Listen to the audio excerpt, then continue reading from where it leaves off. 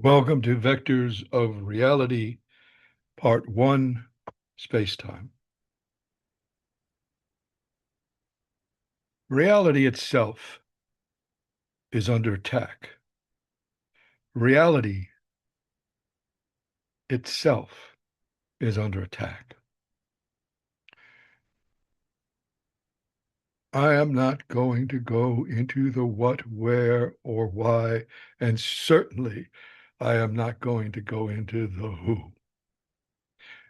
This is not the venue for that. I am just going to say reality itself is under attack. Science is under attack. Human rights are under attack. Women are under attack. The rights of women, the safety of women, the freedom of women under attack. Gaia, Mother Nature herself, is under attack.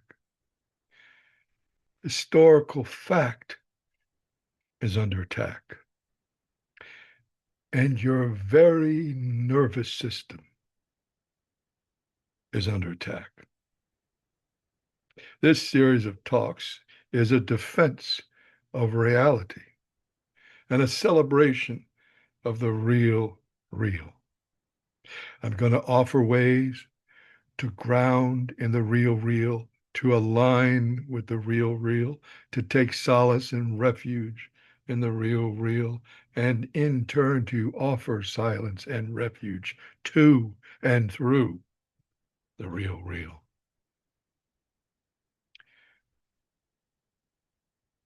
I'm going to start by reading you the headline and lead from a news story. And over these past few days and nights, this story specifically should have led whatever newscast you watch, dominated whatever news feed you rely on. And I am most certain that it did not. Headline: Critical Atlantic current significantly more likely to collapse than thought. Critical Atlantic current significantly more likely to collapse than thought. Scientists say finding is very concerning, as collapse would be catastrophic for Europe, Africa, and the Americas.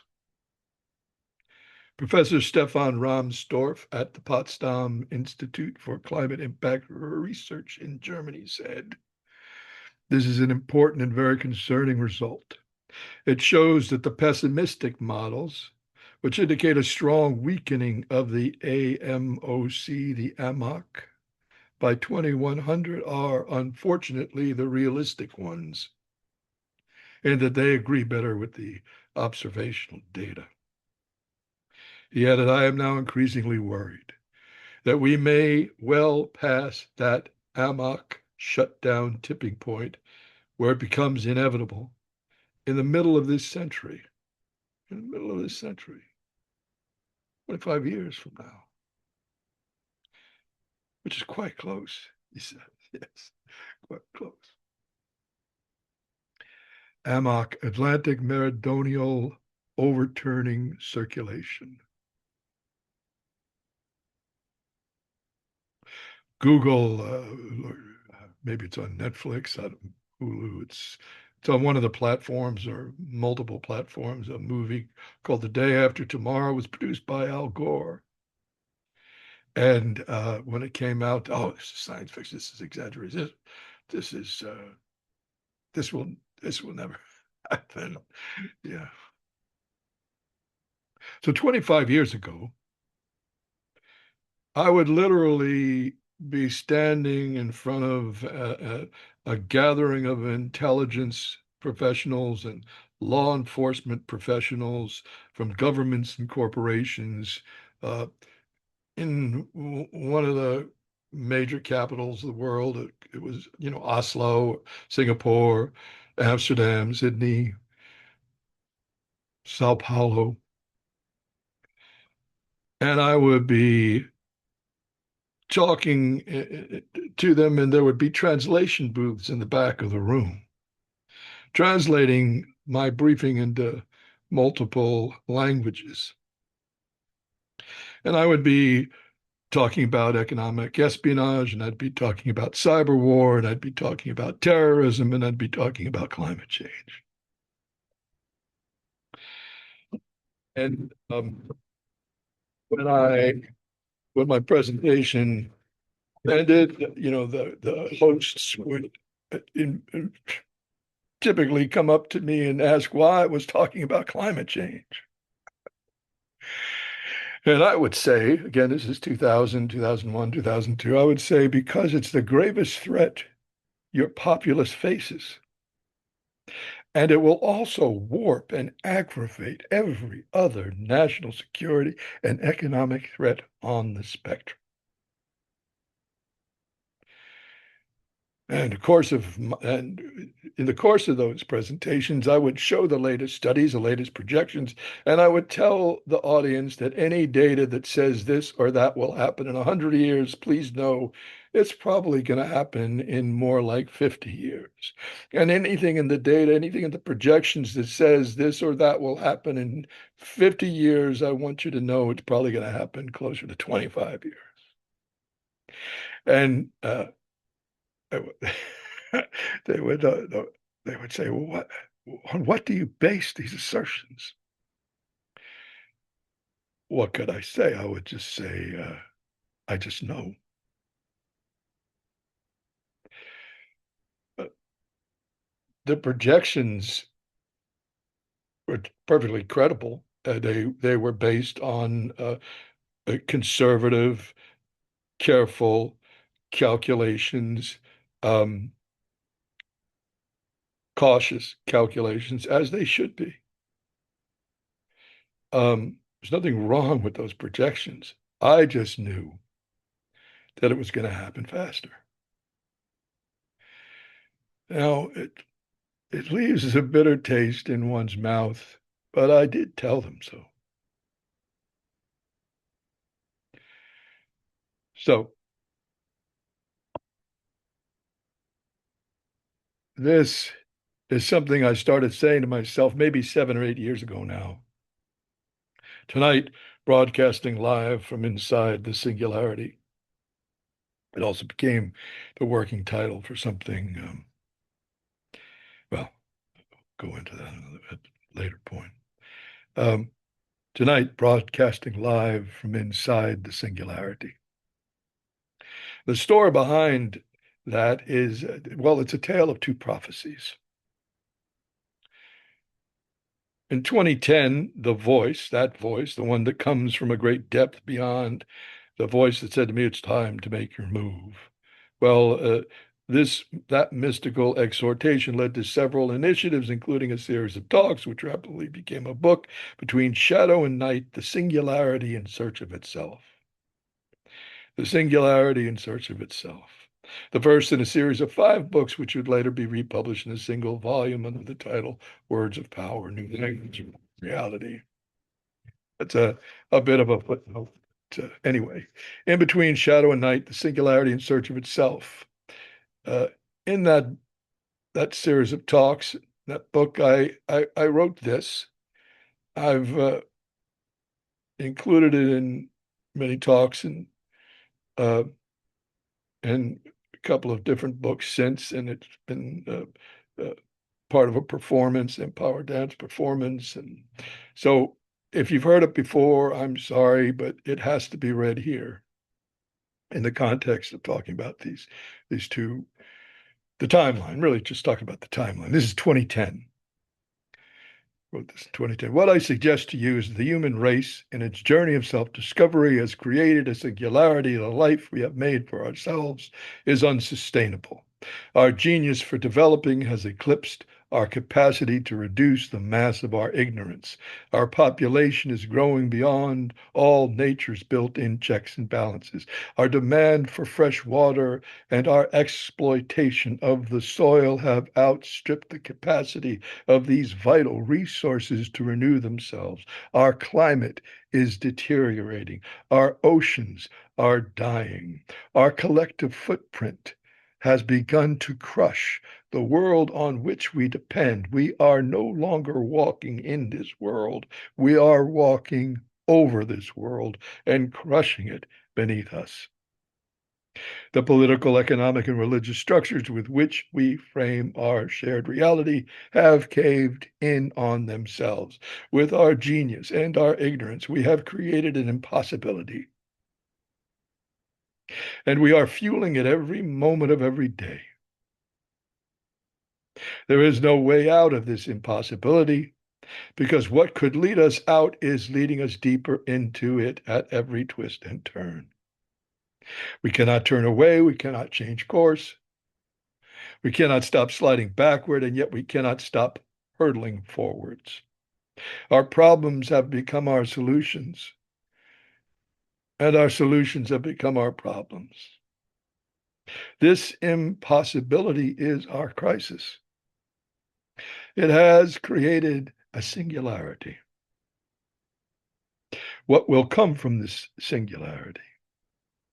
If anything other than extinction or near extinction comes from this crisis, it will be because of something unseen, something unprecedented, something miraculous, something utterly new emerging from this singularity. From within us, in the midst of our meltdown, after everything has gone full tilt. We are the singularity. We are poised here in anticipation of what will emerge from the unthinkable, the unimaginable collapse of our collective self. Therefore, we must learn to see in the dark. 2010. And in Secret Engine of the World, which I published in 2021, I included this from a then recent talk.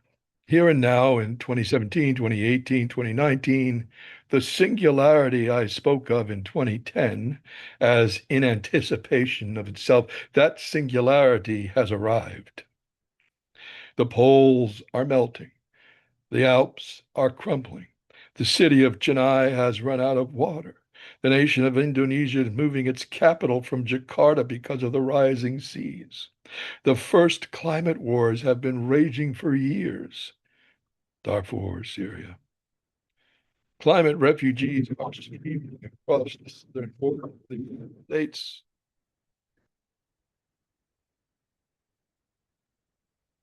And rafting across the Mediterranean into southern Europe.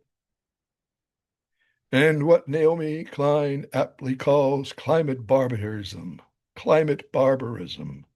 is on the rise, not in third world countries, as you might imagine, but in some of the world's oldest and most important democratic nations.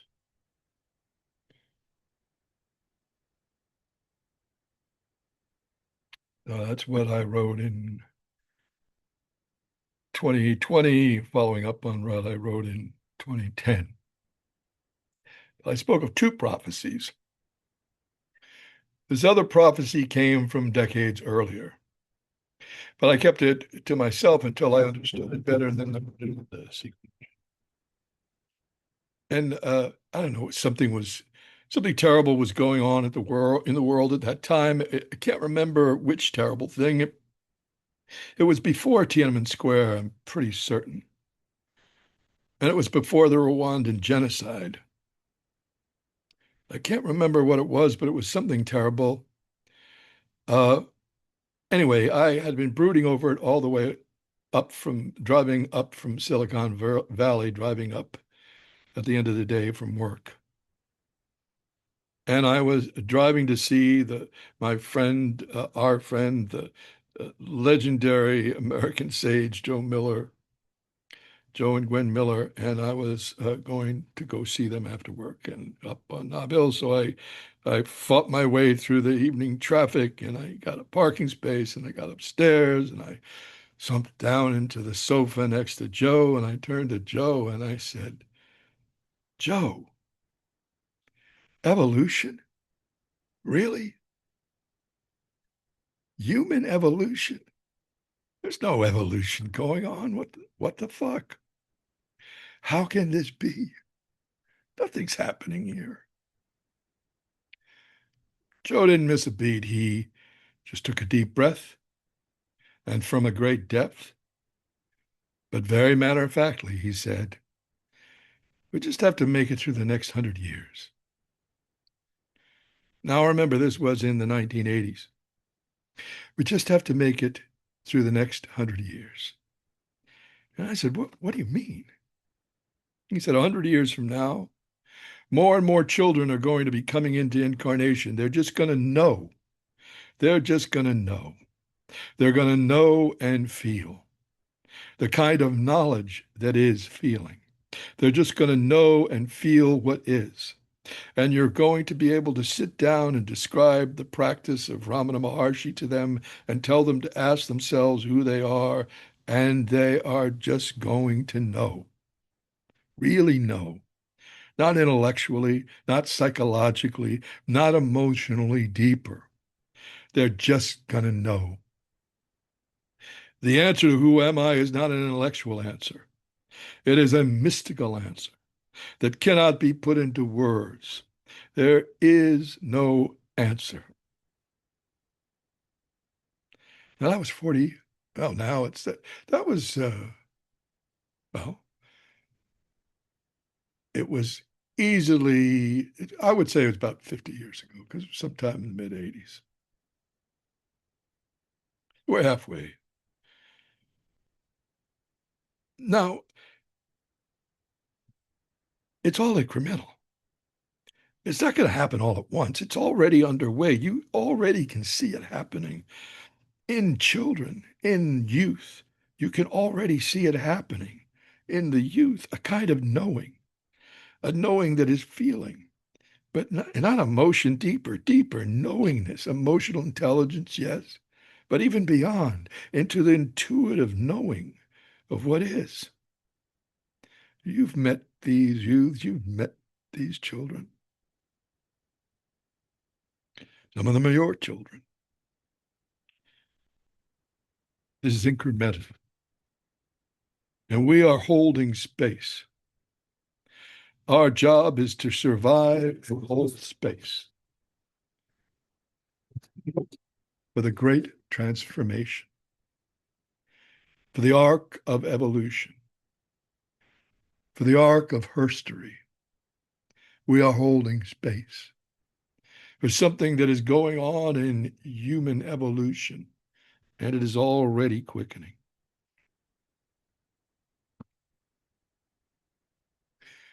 Definition of vector, mathematical term, course or aviation term, just saying a direct, accelerated path, a straight path, a direct path, a fast lane.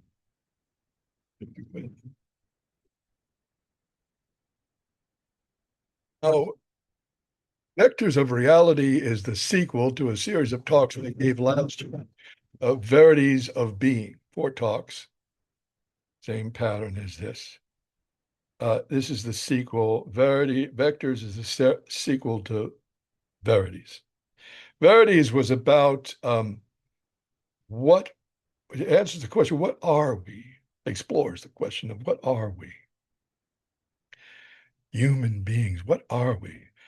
And Vectors explores the question, what is this? What is life? What is this?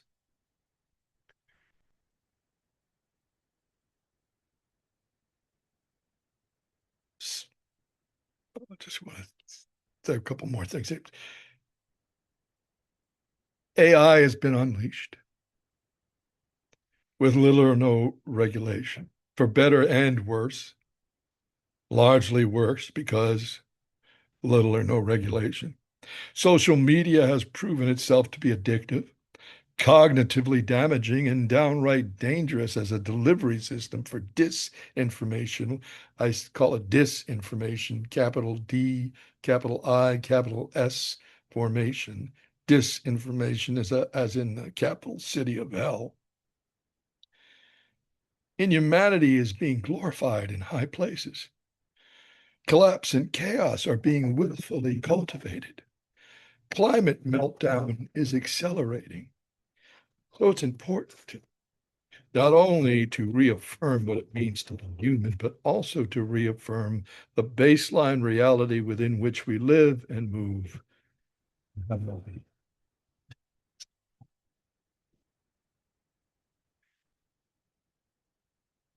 Yeah, there are, I'm going to go back here again. There are those among us, talk about scrolling through the gram. There are those among us who suggest that this world, our life, is all just a simulation. YouTube, Instagram, you'll come across them. It's all a simulation. Well, how convenient. You don't have to choose sides. You don't have to ever really care or act. It's all a simulation. These four talks will explore the nature of reality and articulate a few of its most powerful and defining aspects. Hopefully, in the process, they will offer you some effective, efficient ways to stay grounded in both the lowercase r reality and the uppercase r reality for the sake of sanity and clarity, resilience in the midst of the madness around us. Spacetime. We're talking about time and space. But really, after Einstein, it seems to me, I just, uh, when I first was studying yoga and I learned about the five koshas, the five shis, the five bodies. We all have five bodies: the physical body, the emotional body, the intuitive body, what I call the psychological body, but most of the time you'll see as mental. I take it as psychological body because it's mental slash emotional body. And then the the bliss body, right? The depth, the the center of the circle, and the boundaries of the circle, the circumference of the circle, the I within us. So five bodies. And ever since I took that in a real way, somatically and psychically took that in, I could never say body anymore. I would always say my five bodies feel this way, or how are your five bodies uh, relating to this or that. And likewise now, after grokking as much as I can about the general theory of relativity, I can't say time or space anymore. I always just say space time.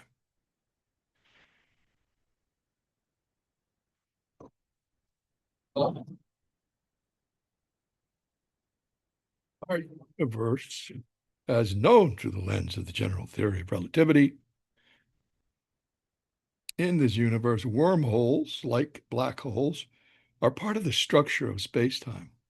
Although, unlike black holes, which have been discovered and are being studied, indeed, there is a huge one at the center of our galaxy. Wormholes, on the other hand, wormholes, or to be exact, Einstein-Rosen bridges in theoretical.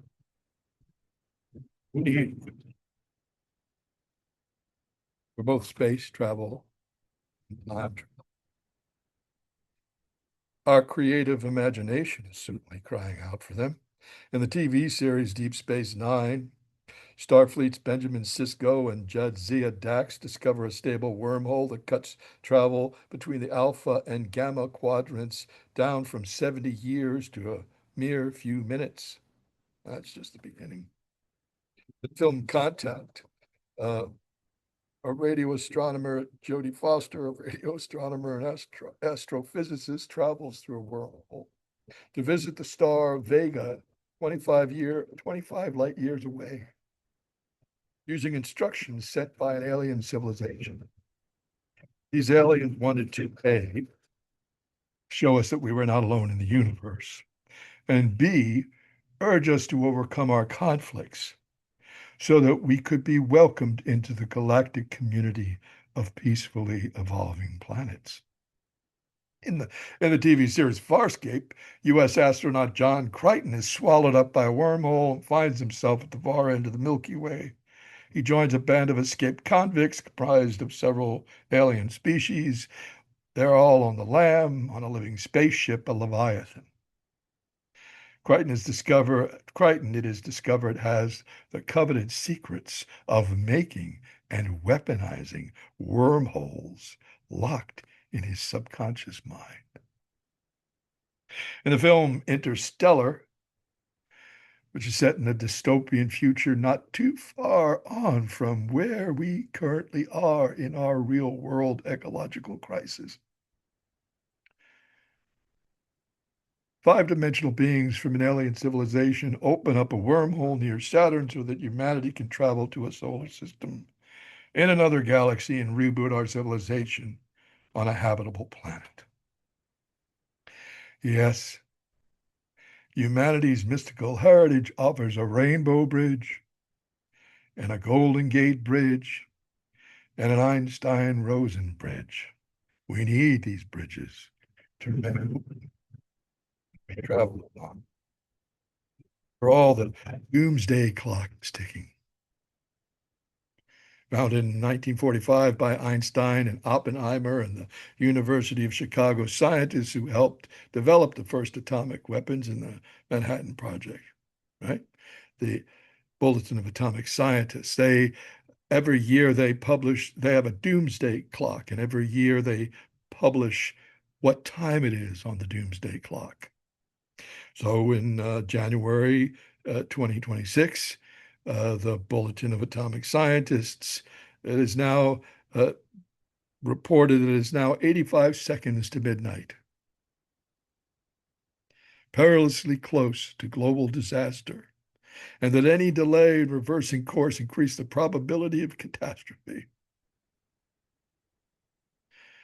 Hard-won global understandings are collapsing, accelerating winner-take-all great power competition, undermining the international cooperation critical to reducing the risks of nuclear war, climate change, misuse of biotechnology, potential threat of artificial intelligence, and other dangerous things.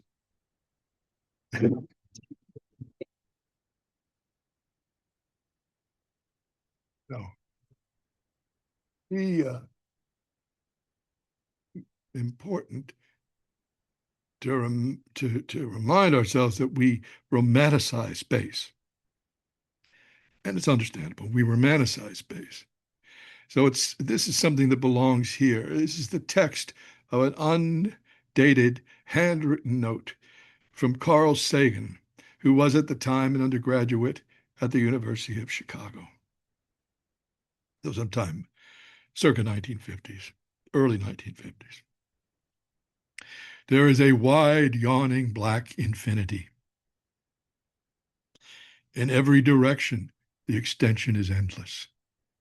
The sensation of depth is overwhelming. The darkness is immortal.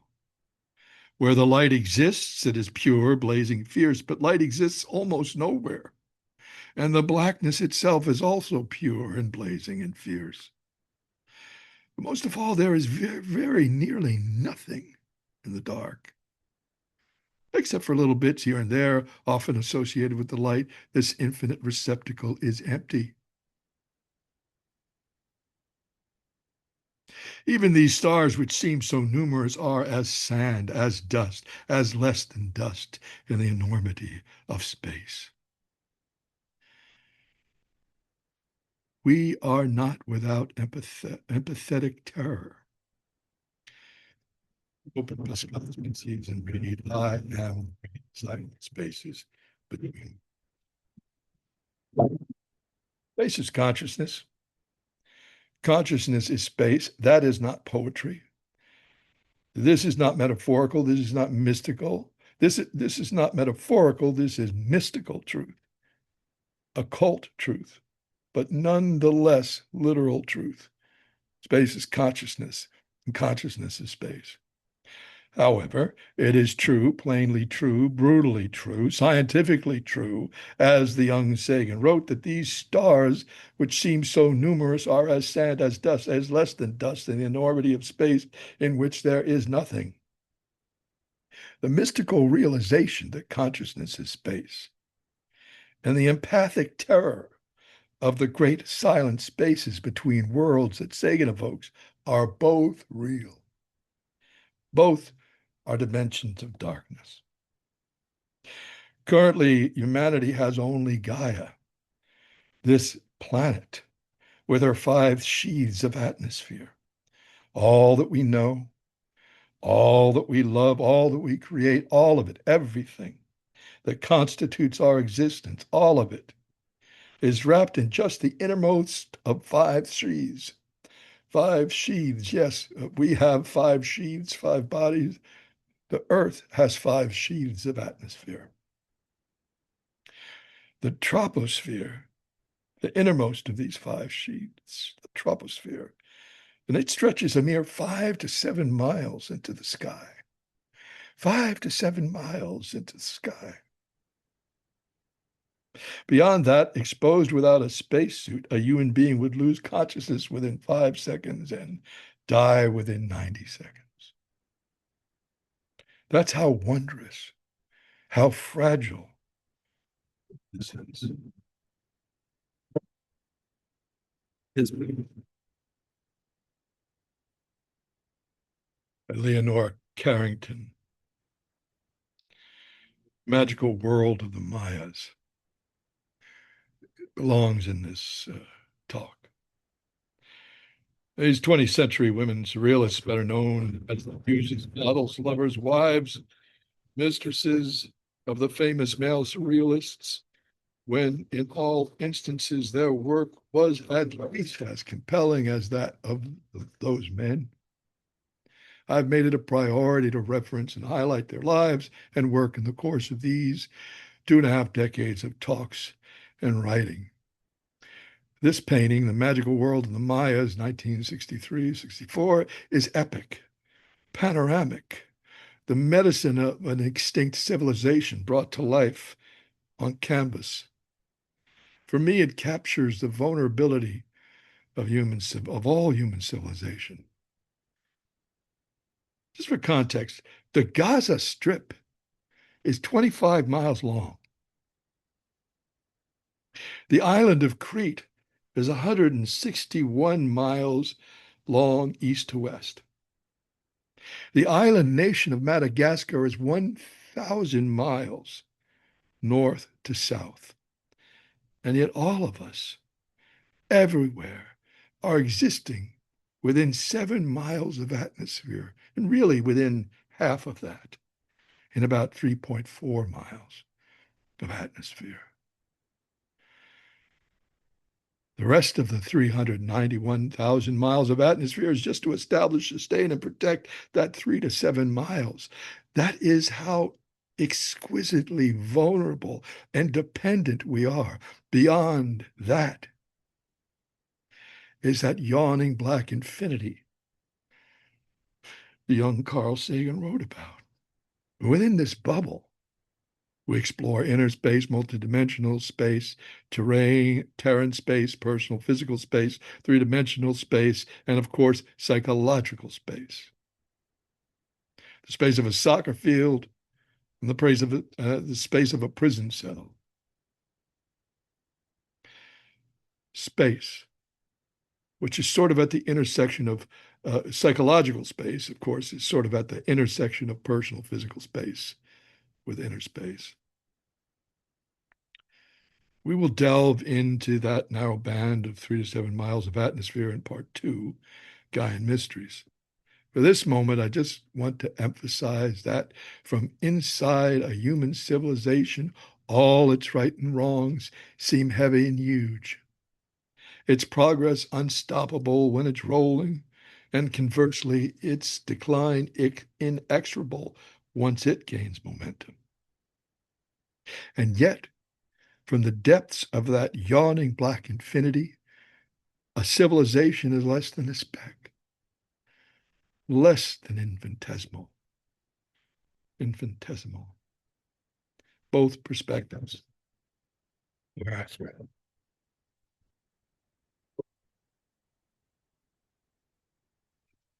About time itself for a moment. We've talked about space at a macro level. Let's talk about time for a moment. There's a quote from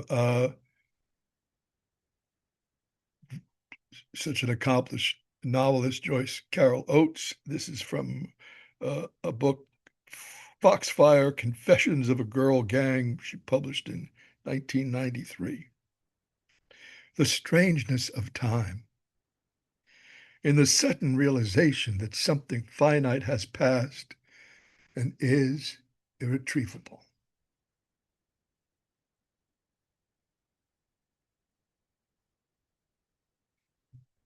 Contrast, if you will, that truth, that reality,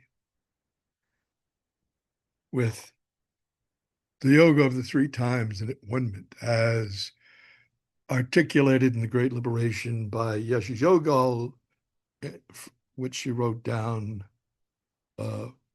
in her travels, in her adventures with the Vajraguru,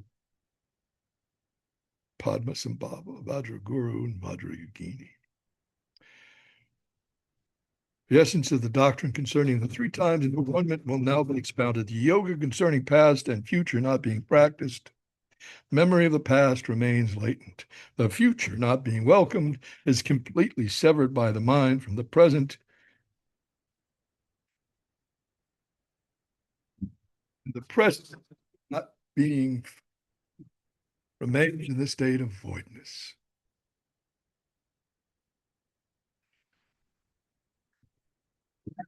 Can you hold? Can you hold and be held by these two contradictory truths at once? Can you live at that apex? Fleeting linear time is a human experience to cherish. Don't rob yourself of its poignancy. It is what it is.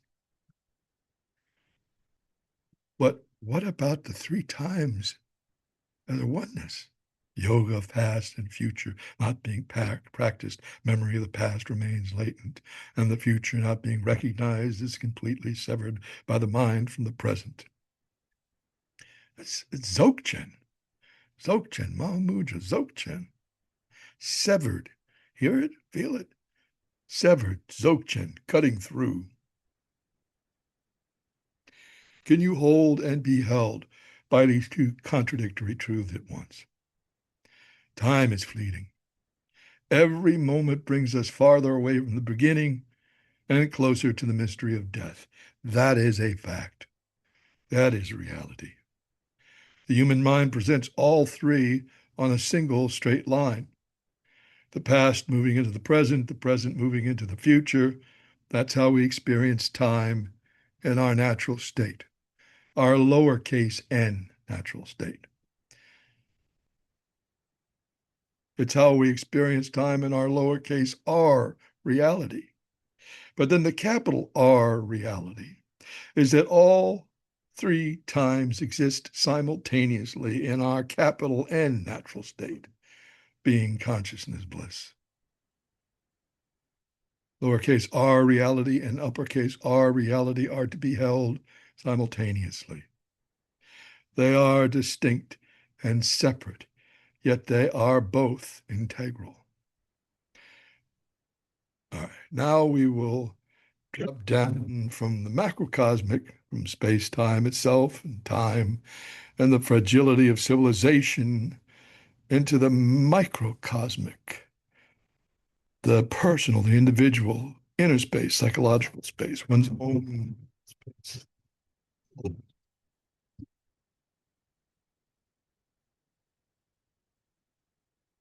This is the Akasha Mudra. And I encourage you, I invite you to hold this mudra, tips of the tip of the middle finger to the tips of the thumb. I encourage you to indulge in this practice while I pay homage to Akasha, Sanskrit word, ether, visible sky, atmosphere, open space. Yes, as in the Akashic records. Edgar Mitchell, Apollo 14 astronaut who was the sixth man to walk on the moon, and he had a samadhi experience on, I believe, it's on his way back to Earth. And he founded the Institute of Noetic Sciences. Really marvelous journey, marvelous adventure. Edgar Mitchell. He said the ancients had a term in the mystical tradition called the Akashic Records, which was suggestive that nature didn't lose its experience, that the information accumulated was available forever. Akashic Record. Well, imagine the Library of Alexandria, the Vatican Library, the Kamar Taj Library in Doctor Strange, the Marvel Universe, the Hogwarts Library, the Sakya Library, founded in 1073 with its 84,000 manuscripts hidden behind a 60-meter wall, 10-meter high wall, and only discovered in 2003. Imagine them all together.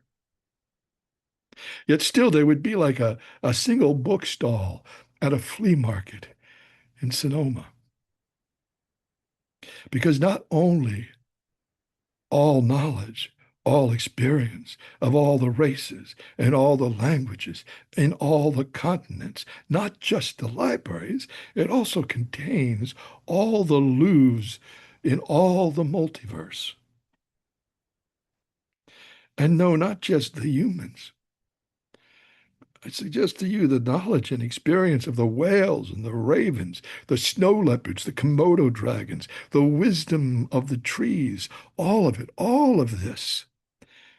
It is accessible to some by good fortune and in theory accessible to anyone.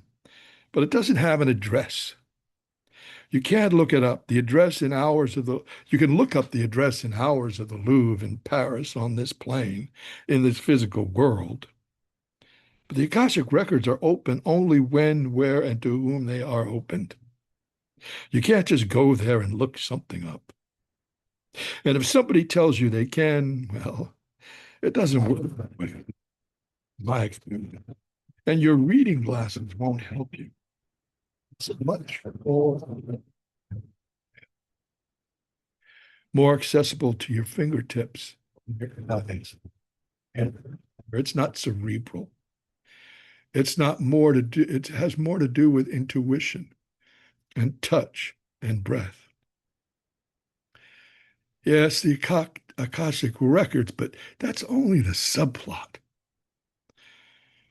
The Wikipedia dictionary definition of Akasha I cited goes on. The main characteristic that is attributed to Akasha is Shabda, sound.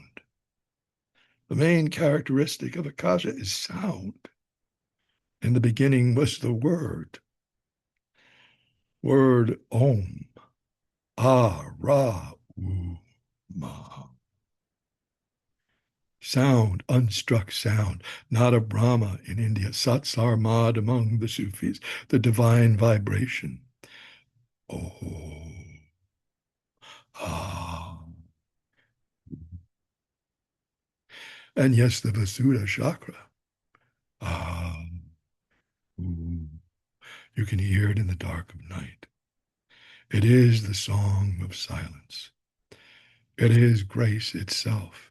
You can hear it, and hearing it, you can bathe in it, and you can bring it forth from your throat, from your heart, from your crown. And in bringing it forth from you, you can heal and exalt yourself and others, whether they are near or far. This too is reality.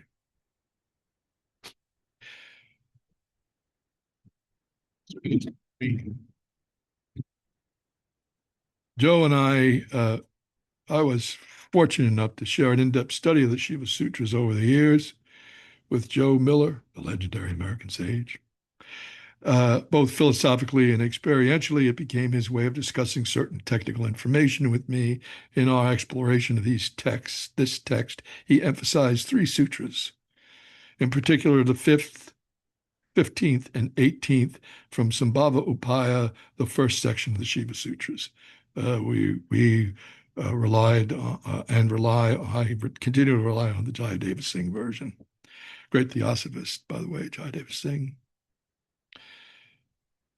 Fifth sutra of the Shiva Sutras, just Yamo Bharava. Yamo Bharava.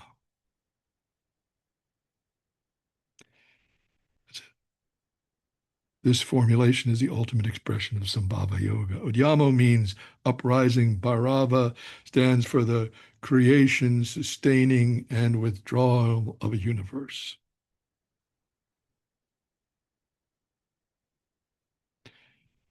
This experience is open to anyone, anywhere, anytime. There's no effort involved, no exertion of any kind. Can you just find the space between two thoughts? Just the space between thoughts are always coming. It's not about shutting off thoughts. It's not about a state of thoughtlessness.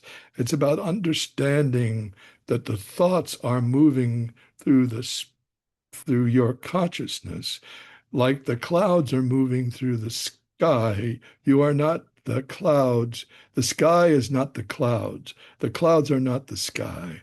They are moving through the sky. They arise in the sky and are reabsorbed into the sky, dissolved in the sky. They are not the sky. Thoughts are always coming, Milarepa says. But between one thought and the next, there's always a space. There's always a space, just like there's a very subtle space between one breath and the next. Can you dive into that space between one thought and the next? That's where you will feel what Uddiyama Bharava means. Right there. 24 hours a day. And what is that? Shiva Sutra says 24,000, in Jayadeva Singh says his introduction, 24,600 times a day we breathe. So that's 24,600 times a day. Thoughts are moving. Let's synchronize them with your breath. Thoughts are moving that at least that many thoughts a day. Let's put it that way. At least that many thoughts a day. Every one of them an opportunity to just simply feel and to fall back into that space between one thought and the next, however short it is or long it is. And you will feel it coming from, I would say inside yourself, but it's so much more than that. And you just find the space between two thoughts. Feel it. Thoughts are always coming between each thought and the next. There's an instant, a gaping chasm. Wait for it, feel it. Dive into that space. What happens? There's a flash. I call it sudden and shockifying. And that flash is the uprising of divine creative consciousness. For that moment, you are experiencing the great field of you, beyond waking, dreaming, deep sleep, Sat Chit Ananda. being consciousness bliss. After a few seconds, you will return from your dive into that chasm, and you will never be the same again if you keep diving. And the opportunity offers itself again and again. Emptiness. Prajnaparamita Heart Sutra. Holy Bodhisattva, moving in deep perfect wisdom, saw below the five heaps. These he saw in essence empty. O Shariputra, form is emptiness. The emptiness is form, not separate from form is emptiness, not separate from emptiness is form. ... Prajnaparamita.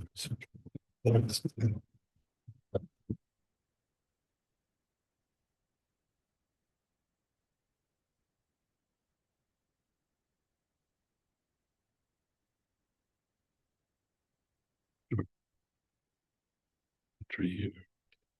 I think it's words. Power. There's an emptiness that is full and a fullness. Not the same space. All feeling ripples through that space. All thought listens within.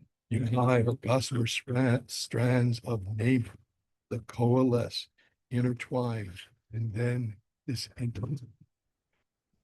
history is a music that emerges from the silence and then is reabsorbed.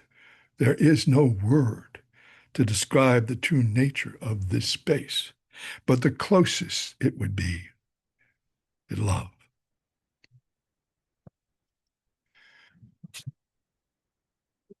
Talk about space without talking about boundaries. You can talk about boundaries without talking about space. Just like the plenum in the void. Space and boundaries are interwoven, inseparable in both physical space and inner space. You cannot establish boundaries without space, and boundaries define space. This is true for physical space, psychological space, inner space. In human interaction, it is vital to have boundaries. Healthy individuals sense and respect each other's boundaries. When dealing with unhealthy people, one has to establish boundaries and reinforce boundaries. This is true in socializing and in family life. It is also true in the collective. For example, the sovereign nation of Ukraine has internationally recognized borders. Its superpower neighbor has boundary issues. Space and boundaries come into play in the exploration of the mystical, the magical, the occult, the shamanic. Magicians draw a magic circle around themselves for protection. Magical circles and medicine wheels orientate us in space. They orient us in space, define space, hallow space, yes, contain space, dedicate space, concentrate energy within space. Magical circles and medicine wheels are ways in which space and boundaries are used to articulate meaning, to establish order, to remember truth, and to invite powerful energies into agency. The bighorn medicine wheel in Wyoming, different versions of how old, different opinions about how old, different educated guesses about how old it is. I go with 1,000 to 1,500 years old. It's one of at least 150 medicine wheels found in Montana, South Dakota, Wyoming, and Canadian provinces of Alberta and Saskatchewan. There's a 5,500-year-old medicine wheel, the Majorville Cairn in Alberta. The making of medicine wheels stretches back into myths. The words of Black Elk. You have noticed that everything an Indian does is in a circle. And that is because the power of the world always works in circles, and everything tries to be round. Everything tries to be round. In the old days, all of our power came to us from the sacred hoop of the nation. And so long as the hoop was unbroken, the people flourished. The flowering tree was the living center of the hoop, and the circle of the four quarters nourished it. The east gave it peace and light, the south gave it warmth, the west gave it rain, and the north with its cold and mighty wind gave strength and endurance. Everything the power of the world does on a circle.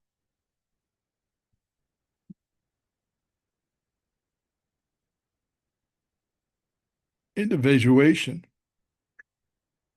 also about space, personal space, psychological space, and inner space. Individuation is vital, lifelong process, a ceaseless triangulation. Process of individuation can, will, does get painful and messy. I mined a few insights from the collected works of Jung. You'll see all of it, and all of this you'll see uh, fleshed out in the text version, which I'll post on Substack. But Jung says the aim of individuation is nothing less than to divest the self, the false wrappings. Jung said individuation is an ineluctable psychological necessity. We can see from the ascendancy of the collective what very special attention must be paid to this delicate plant, individuality, if it is not to be completely smothered. No, but to enter into the process consciously, you see what's impressed upon you societally, what's impressed upon you in the familial, and what you have impressed upon yourself in reaction to all of that. And then you start to sort out what is not societal, what is not familial, what is not simply in reaction to them, but what is truly you. And then you're integrating in also what is healthy within the societal and what is healthy within the familial and what is healthy in what you've done with yourself to cope as best you can along the way before you consciously entered into this process of individuation, which goes on conscious or unconscious. It it goes on. This is Vajrayogini. This beautiful image is Vajrayogini, Geshe Yoga. Individuation, Jung says, is a heroic and often tragic task. The most difficult of all, it involves suffering, passion of the ego, the ordinary empirical human. We once were burdened with the fate of losing themselves in a greater dimension and being robbed of their fancied freedom of will. Messy.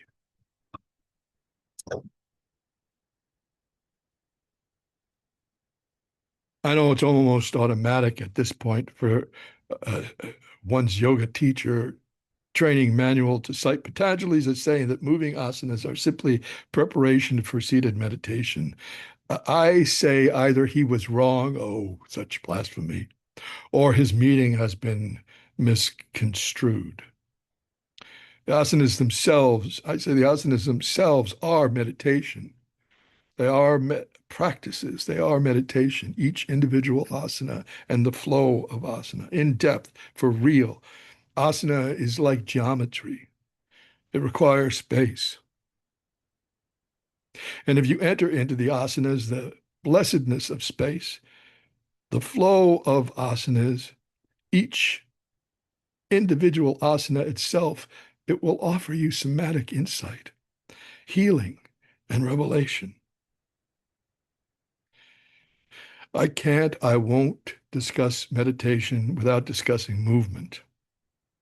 There is no stillness in reality, lowercase r reality or uppercase r reality. What is often described in mystical or religious texts as stillness is really a divine pulsation.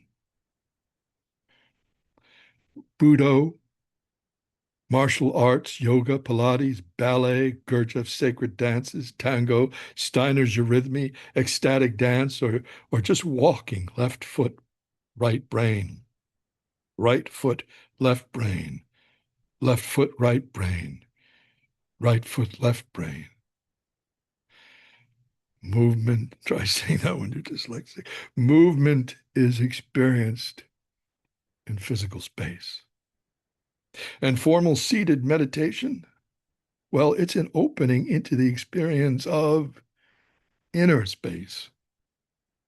You need space to move in any direction, to expand. You need space to unfold. Just as every wildflower in every meadow in all the world blossoms into space. Every eagle's nest built in space. Every beehive built in space. You need space to whirl, to leap, to run, to build space, space, space.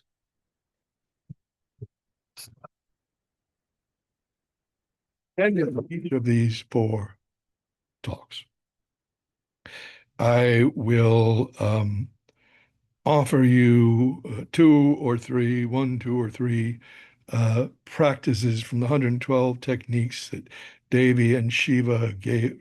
Devi wrote them down in the Vajnana Bhairava. 112 practices. Any one of these practices you can take, and it could be your whole journey if you live with it and allow it to reveal itself to you. So these three that I have chosen because for this talk because they resonate so beautifully with the theme of space-time. So this is 38, the 38th of the 112. Feel cosmos as translucent, ever-living presence. Feel cosmos as translucent, ever-living presence. Just breathe and be with it. And the 23rd technique was feel your substance, bones, flesh, blood, saturated with cosmic essence. Feel your substance, bones, flesh, blood, saturated with cosmic essence. Then finally, the 13th technique, and this one,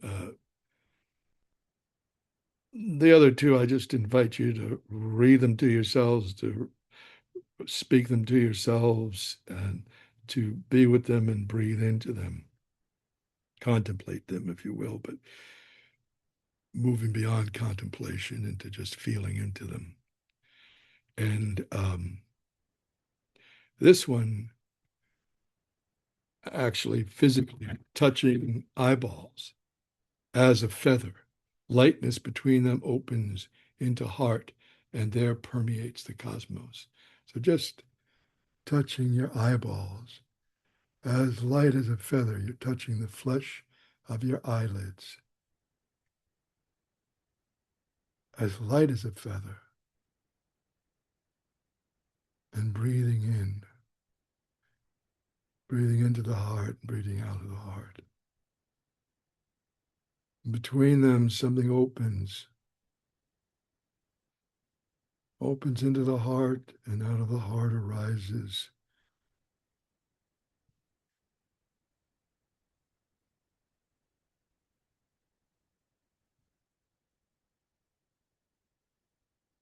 unnameable, and it permeates the cosmos. It's already permeating the cosmos, of course, but the practice allows us to drop into it and experience as if it's moving from our heart to permeate the cosmos.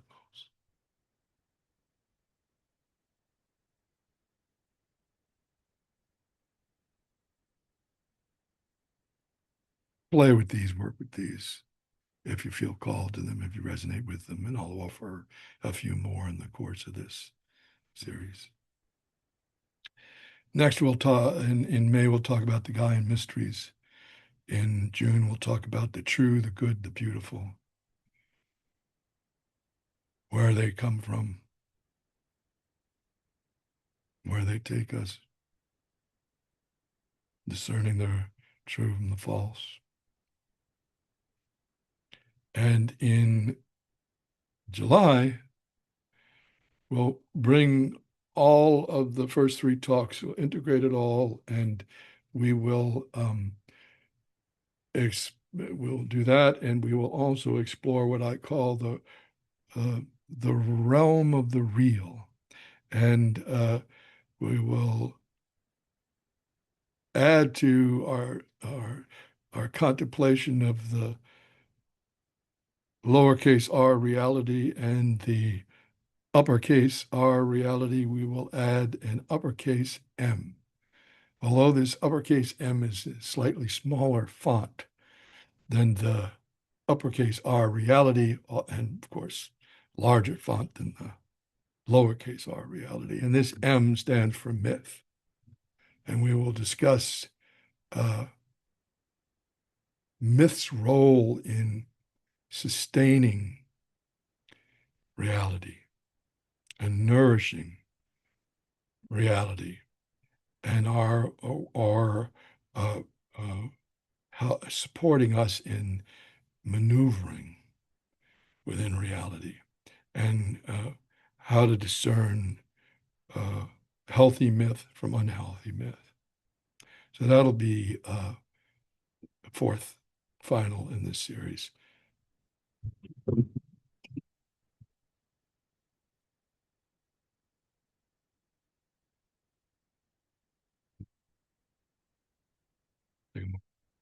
Take a deep breath into the heart or into the belly. You have your choice.